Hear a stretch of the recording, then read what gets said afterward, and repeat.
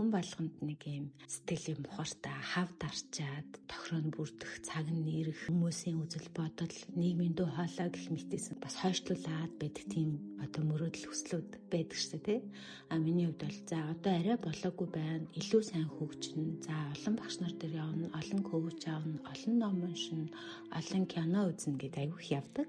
За тэгээд би ер нь 40 гарч агаад би гоё мэдсэн сурсан юм а бусдаа хуваалцсан даа гэж боддог байсан. Үгүй юм билээ. Тэгээд одоо ч гэсэн би арай тэр насанд тэр хүрээгүй байгаа ч гэсэн одоо мэдж сурсан, хэрэгжүүлээд гол нь үр дүн, үр шимээ хүртсэн зүйлсээ хуваалцаж баймаар юм байна гэдгийг ойлгосон. За миний хувьд бол эхлээд ер нь бол манай энэ боловсролын одоо систем, сургалтад одоо энэ гадны орнууд шиг энэ амьдралын утга учирын талаарх юм хичээлүүдийг их гадны орнуудад ордог юм байна. Тэгээд энийг бол ер нь их их заадаггүй.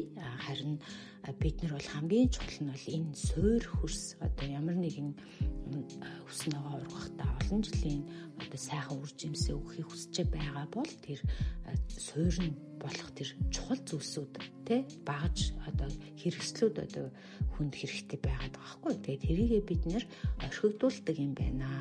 Тэгэхээр энийг бол бид нэр одоо ингээ оройтойгоо мэдэж өөрийгөө хөгжүүлж илүү их мэдэж за мэдсэн зүйлээ дэлгэрүүлж за тэгээд дээрэс нь өөр хүүхдтэд үлгэрлэж явах юм бол энэ их чухал юм байна.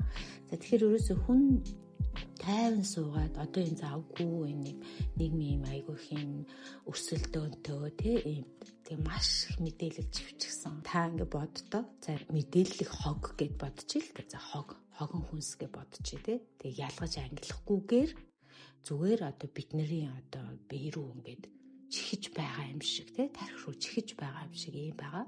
Тэгэхээр энэс чинь болоод хүн айгүйх бас мэдээллийн юунд живэх, ядрах тий сөрөг болох гэх мэт олон зүйлсүүд бас байгаад байна. Тэгэхээр хамгийн түрүүнд хүн ерөөсөө би хинбэ, би хаанаас ирсэн бэ, би хаашаа явах вэ гэдгээ тайван сууж байгаад ер нь эргцүүлэх ёстой юм билээ. Тэгээ хүн ер нь амар амгалан ад жаргал гэдэг зүйлийг хайгаад идэг гэж ярьдаг. Тэгэхээр энэ зүйл гэдэг чинь ерөөсөө тэгж хайж олж явж идэг тий өөрийгөө олмоор байна гэд хайж олж явж идэг зүйл биш юм байна. Би өөртөөгөө ажиллаж, би өөрийгөө таних мэдэж, би өөрийнхөө дотроос тэр олж авдаг, олж бүтээдэг тийм зүйл юм байна. Тэгэхээр ерөөсөө би өөртөөгөө л ажиллана гэсэн. Тэгээд дээрэс нь би хүний хувь хүний одоо боловсруулад хөгжөөд мэдээд ирэх юм бол би чинь одоо ганцаараа энэ хорвоод амьдраагүй сүргийн нийгэмд амьдарч байгаа бид нар те. Тэгэхээр сүргийн нийгэмд амьдарч байгаа юм бол тэр сүрэгт би за тэр одоо амьдарч байгаа дэлхийдээ би ямар хувь нэмэр оруулах вэ гэдгээ бас хүн эргцүүлэх ёстой те. Тэгэхээр тэр Маслоугийн хэрэгцээний шатлалын онол байдаг шүү дээ тий. Дээрээс яваад яг энтэй адилхан хүн бас ирнэ гэж бодох хэрэгтэй. Тэгэхээр ингээд хүнийг бас ингээд хөдлөгөх хүч, хүнд бас үнцэн урам өгдөг, хүний амьдралыг утга учиртай болгодог. Хүн тэгээ тэрнээсээ ирч хөөж одоо тэр сайхан сэтгэл ханамжийг авч идэг одоо зүйлсүүд чинь бидний тэр тойрч цухтаагаад байгаа, орхигдуулаад хаяад байгаа тэр зүйл дээр байд юм байна гэдгийг би өөрөө мэдсэн. Би одоо завгүй, би ингээ хүүхэдтэй, би ингээд надад өөрийгөө хөгжүүлэх цав байхгүй маш их шалтгаан тоочдог.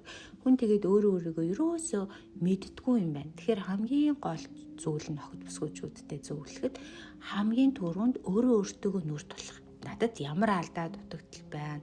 Би жингийн илүүдэлтэй байна уу? Би буруу дадал зуршилтай байна уу? Тэр бүх зүйлээ эхлээд бид нар нүүр тулаад хүлээн зөвшөөрснийхаа дараа одоо яах юм? Ингээд байх юм уу? Өөрчлөх юм уу? За өөрчлөлийг шийдэж байгаа бол одоо бид нар тэрэндээ нөгөө дэмий зүйл зарцуулдаг тэр цаг хугацаанаас үнэтэй зүйл рүүгээ хорон мөч рүүгээ цагаа өгч эхэлнэ. Эрүүл мэнд бидний чухал чухал. Тэгэхээр эрүүл мэндэж бодож л байгаа л бид нар шарсаа хайрсан, хуурсан мэдээд байвал яах вэ? Сахараар хооллоод байвал яах вэ? Сэтгэл санаагаа одоо хэцүү байлгаад байвал яах вэ? Тайван бус байгаад байвал яах вэ гэх мэтчлээ. Тэр хүн ерөөсөө энэ хорвоо дээр төрсөн бол өөрийнхөө тэр юмыг харж байгаа хандлага, хар хүнцэг, амнасаа гарч ярьж байгаа тэр зүйл болгоноор амьдралынхаас олон чанарыг тодорхойлж байгаа учраас бид нэр эерэг өөдрөг ингээд хиймлэр зохиомлор болж чадахгүй учраас бид нар тэрийг ухамсарлах хэрэгтэй юм байна. Тэгэхээр одоо ерөөсөн хамгийн түрүүнд маш олон сургалт, маш олон ном уншаад, маш олон хүний тэр сайхан амьдралын намтар түүхийг үзэж хараад явж байхад хүнд ерөөсөө цөөхөн хідэн зүйл маш тэр амжилттай явж байгаа хүмүүс байна. Мөн бас бид нэр хүн болгон тэрийг өөртөө суулгах хэрэгтэй юм байна гэж зүйлж байгаа. За хамгийн түрүүнд хүн зоригтой байх хэрэгтэй. Бидний амьдралыг утга учиртай болгож идэг. Тэрэндээ одоо тийшээгээ зорж идэг тэр зориг гэдэг зүйлийг бид нэр заавашгүй одоо гаргаж ирж тэр зоригтой хүрэхин тулд зоригтой байх хэрэгтэй. Төлөвлөгөөтэй байх хэрэгтэй.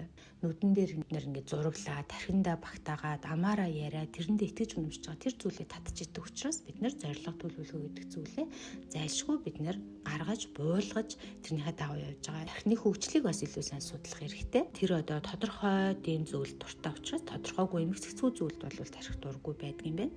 Тэгээ бас бодит бүсийг ялгадаггүй учраас бид нэр энэ тархиа сайн дасгалжуулах тухай яригдаж байна.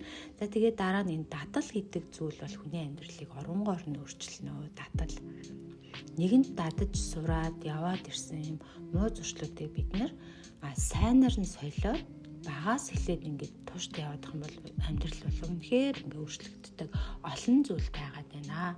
Тэгээ нэгтгэл үнэмшил гэдэг бас нэг зүйл байна. Багаасаа бид нэр ихээс зүрхтэй ингээд цэвэрхэн зүрхтэй тий одоо нэг ясандаа шинээр компьютер авахд ямар байдаг вүлээ тий цаанаас нэг өгөгдсөн нэг хідэн зүйл байгаа штэ өгөгдсөн. За тэгээ тэн дээрээ бид нэр хэрэгтэй програмуудаа суулгаж тий тэгээд ингээд тэнтэй яг адилхан бид нэр эцэг ихийн бас нэг юм тий удмын одоо сангийн одоо мэдээллийн сангийн тий ген янз бүрийн юмнуудыг бид нар бас цаанаасаа авч төрсөн өгөгдлүүд бас байна. За энэ дээр ингээд эцэг эхчүүд хүрээлэл орчин тойрондоо одоо тэр хүүхдийн дээр нөгөө ямар програм суулгах уу тий юг өгөх үү гэдгийг одоо нь тэндээс гэр бүлийн орчин бүх юмнууд нь гарч ирж байдаг. За харамсалтай нь 80-аад оноос өмнө ч юм уу ер нь бол манай энэ нийгмийн ороо бусгай цаг үед тийм нийгэм хэцүү байсан учраас тэр талаар бас сайн судалдаггүй, өөр хүүхдүүдийн мэддэггүй тийм зүйлс байснаас болж маш их травматай хүмүүс бас гарсан. Тэгээ тэр бол тийм муу зүйл биш. Тэрийгээ ингээ хүн ойлгоод, олж танаад тэрнтэйгээ ажиллаад ингэчих юм бол шийдвэр гаргалт сонголтуудад нь нөлөөлөд байгаа тэр зүйлсүүд засагдчихдээ байна.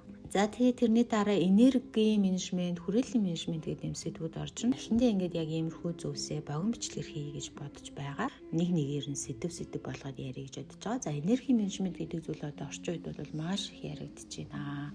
Маш их хэрэгтэй зүйлээ. Хүн одоо амьдрахын тулд энергитэй байх хэрэгтэй байна тий. Бие махбодын хувьд, оюун санааны хувьд, сэтгэл зүйн хувьд. Тэгэхээр энэ дээр яг юу хэрэгтэй, юу чухал байдаг юм бэ? Ядчил бид нэр өнөөдөр дасгал хөдөлгөөн хийж энерги авч ингээ илүү их нээх амьдралын тэр энгийн гоё зүйлсээс ерөөсөө энэ амьдрал нэг хайж болох гээд хэцүү хүнд зүйлд тэр амар амгалан аз жаргал бидний одоо хүсэж байгаа тэр зүйлс байхгүй. Маш энгийн зүйлснүүд байдаг. Тэгэхээр ингээд тэр зүйлсүүдийг өөрчлөгдөд өөрөө ингээд дотроосоо зэгцрээд өөрөө ингээд зэгцтэй болоод ирэхээр хорвоо дэлхийд дагаад бүх зүйл зэгцтэй ингээд болоод ирж байгаа. Тэгэхээр тэр энерги менежмент гэдэг тэр хэрэгтэй ямар зүйлс байдаг тэр яг тэр зүйлсүүдийг хүн өөртөө ингээд аваад ирэхээр өөр болж байна. За тэг хүрээлэл бол маш чухал. За ямар орчинд байна, ямар хүрээлэл дунд байна, та яг тэрнийхээ алтан дундаж нь болж идэг. Дандаа одоо үсээ хөгжээ тий өөрт ч урам өгдөг урагшаа ингээд нэг алхам өсгөж хамттай ингэж яадаг ийм одоо гоё хүрээлэл дунд байгаа хүн болол хизээч одоо доошоо явахгүй. Эсвэргээрээ таныг чангааж идэг, таныг хойноос чинь чирч идэг, эсвэл танд одоо тийм сөрөг муу мэдрэмжүүдийг өгч идэг тийм хүрээлэл дунд байх юм бол хүн бас хөгжихгүй. Тэгэхээр яг энд хитэн зүйлүүдэд айгүй анхаарах хэрэгтэй юм билээ. За тэгэхээр би дараагийн юун дээр ингээ гоё бичлэгтэй одоо хажууд нь зурагтай тий би хин бэ, би ханаас ирсэн бэ, би хаашаа явах вэ гэдэг сэдвүүдээр ахиад ярий. Богиноор ингээд яриад явъя гэж бодож байна. Баярлалаа.